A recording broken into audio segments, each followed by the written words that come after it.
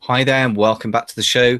This is the fifth part of a five-part mini-series about your listing optimization on Amazon. And what I mean specifically is the words, the copy that you're writing. So this isn't about the photography. This is about the words, and it's about the combination between the algorithm, which is the computer, the famous algorithm we spend our lives trying to please, and the people, real actual people like you and me who shop on Amazon. And if you shop on Amazon, as I do a lot, then you've got to remember that feeling and that experience of being the shopper when you're being the seller of things. And it's so obvious when I say it like that, and yet it's so easy to forget. So never forget that we're dealing with persuading human beings to buy stuff.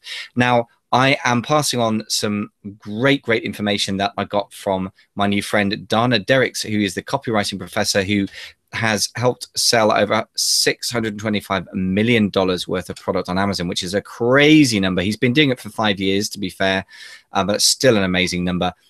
Also, $1 million a month seller himself on Amazon, just broke the $1 million barrier, I think, in May, so really recently. So this stuff works, and it works for him, and it works for his clients as well. I'm going to be going through all of this in nitty-gritty detail on the webinar that Dana has kindly agreed to do, which I really urge you to get over to.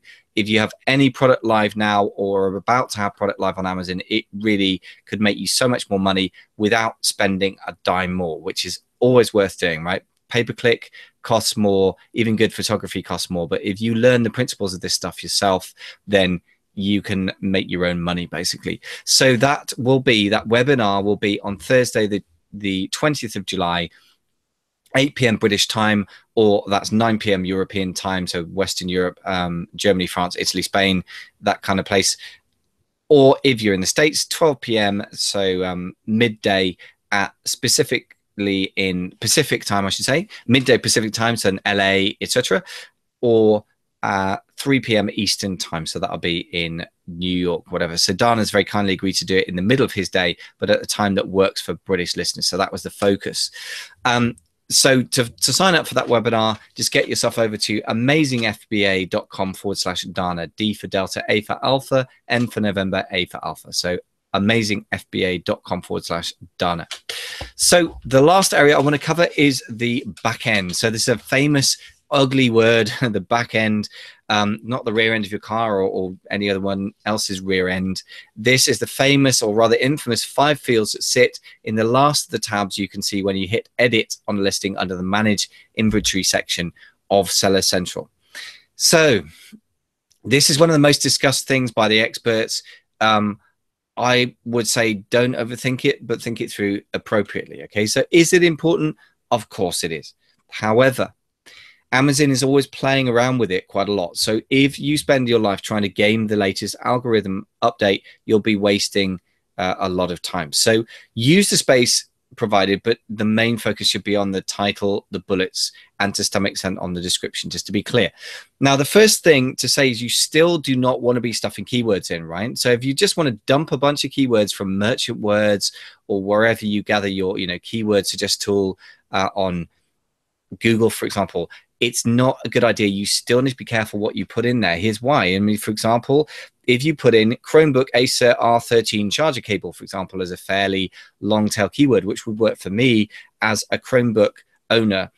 If your product doesn't work with a Toshiba, for example, do not put in Toshiba charging cable, Toshiba charging cable black, Toshiba R51.3 charger cable blue, anything like that. Because if it doesn't work with a Toshiba laptop, you should not be trying to attract anyone near your listing, right? If I sell cat food, I do not want to attract dog food owners in any way, shape, or form to my product, because if they buy it, it will annoy them intensely, because they'll look at the thing and they'll say, hang on a second, this is dog food, my cat won't eat that. Or even worse, they'll give it to their cat and their cat will get ill. So this is a simple real world example of how real that is. I don't know, but it's an example.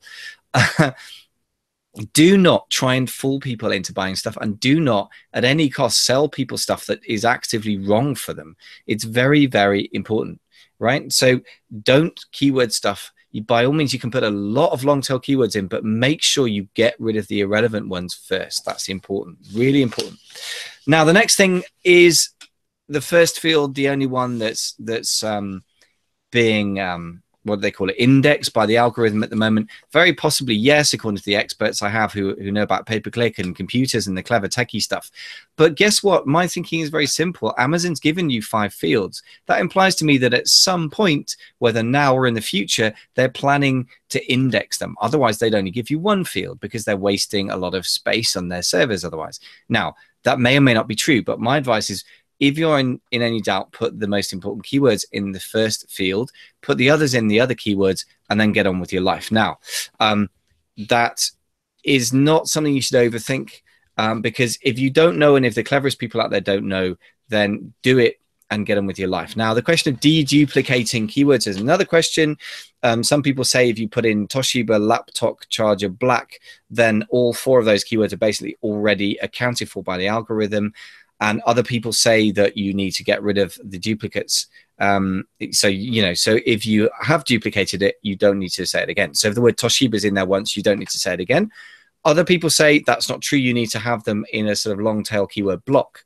My guess, very amateurish guess, is that it could change, and it could probably change at any time. So I don't think you should overthink this to an insane degree, because it's a sort of thing where trying to game the algorithm is going to gain you a lot less than simply refining the listing in the most important places, the title and the bullets, in response to your PPC data. So in other words, trying to refine something where you don't know how it works and you don't know whether it's going to change is always a risky investment of time and energy, I think. So you've got to test it over a significant number of product lines and time and sales. But the main thing is that the stuff that Dana doesn't spend too much time on, because it's not the best investment of time and energy. So if it's good enough for Dana and his $625 million in sales for his clients over the last 5 years, and his $1 million a month for his own sales, for me, that's good enough as well. So the back end is something people discuss a lot. It's a very nerdy thing to discuss in Reddit forums and on Facebook groups and what have you. By all means, you should refine it, but don't get obsessed with pleasing the algorithm. The algorithm is there to help bridge the gap between you and your listing and the customer, and pleasing the customer is what Amazon is all about. So you need to do the same thing. Focus on your customer.